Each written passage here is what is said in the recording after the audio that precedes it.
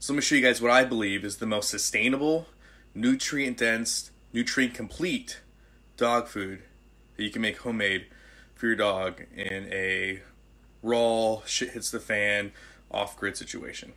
So I'm going to show you what I'm making, and then we're going to go look to the science, we're going to look at the literature, and we're going to look at the raw data. I'm going to show you why and how I came up with the conclusion I did. And the reason why I feel like I have to do this is because there's so much garbage out there, so much bullshit, excuse my French, YouTube videos out there that have all these people, you know, in their nice aprons, and they're making dog food with rice and vegetables and sweet potatoes and all this other nonsense, and they have no idea what they're talking about. They're not even bringing up the science. They're not even looking at the literature. They're not looking at any guidelines or standards put forward by the AAFCO. They're not taking any of the nutrient profile analysis into consideration. They're not taking caloric needs and profiles into consideration, and it's just nonsense. So I'm going to make you something here, and then we're going to look at the science. Like I said, the science is very important. That's why I keep harping on it. So if you haven't seen Prepper Dog episode 2, I highly recommend you go watch it. It pretty much, I break down everything you need to know to make a good homemade dog food. All the science, all the literature, all the guarantee analysis, all the caloric intake profiles, pretty much everything you need to know about how to make a good homemade dog food is going to be in that video. So I'll link that in the description below. But like I said, this video is just going to be focusing on how to make the most sustainable, nutrient-dense, readily available dog food, you know, indefinitely for your dog in an off-grid situation. So I have a fresh 5-pound rabbit from my homestead. We got some eggs here. Duck eggs are great. They're very nutrient dense, and combining these two will give you everything you need for a good, sustainable, off-grid dog food that's really easy to prepare. So those of you that watch my videos know what I'm about to do and put the rabbit and eggs inside the boiling water. I'm going to do it for less than a minute because that's going to sanitize the meat, and it's cold outside and it's going to give my dog something warm to eat tonight. We're going to take it, put it in there just like that. As we can see, we got our eggs in there as well. We're going to let it sit there for a few seconds. So this is not meant to cook the rabbit. This is just meant to sanitize the meat and give the dog something warm to eat tonight. When you sanitize it in this way, you could then give the rabbit to the dog directly like you would if it was raw and not have to worry about the bone splintering. There we go. We got the final product there. I even include the eggshells because we let nothing go to waste around here. We're going to let it cool down, and we'll give it to her.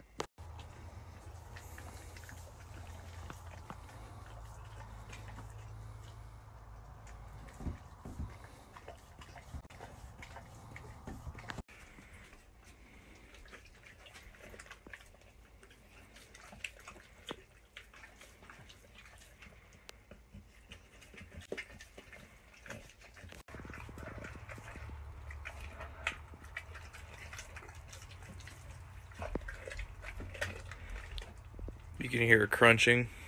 That's why we don't cook the meat, we just sanitize it.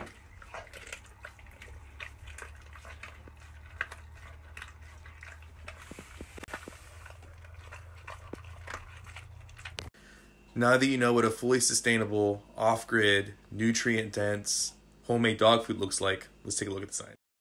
So the first thing we need to look at is a caloric profile. I'm basing my caloric profile for this video on a dog that weighs approximately 100 pounds. The reason for that is most common breeds of dog that we see for preppers or for prepper-based activities, dogs that are going to be good for off-grid, rolled without rule of law, shit hits the fan, that kind of thing, are commonly your German Shepherds, your Black Labs, Golden Retrievers, Rottweilers, Doberman Pinschers, Pit Bulls, Rhodesian Ridgebacks, Livestock Guardians, etc.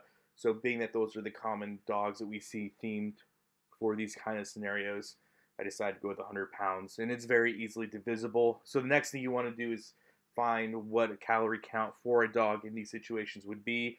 And based on my calculations, I'm going to come up with around approximately 2,500 calories.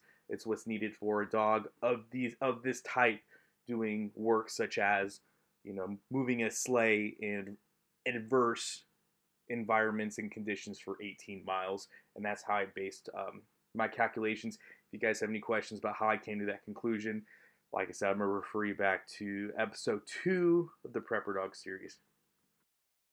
So to feed our 100-pound dog, we're going to do a diet of 3.5 pounds of rabbit and 4 duck eggs, which will give us a caloric intake of 2,677 calories, total fat being 127 grams, and total protein will be 354 grams.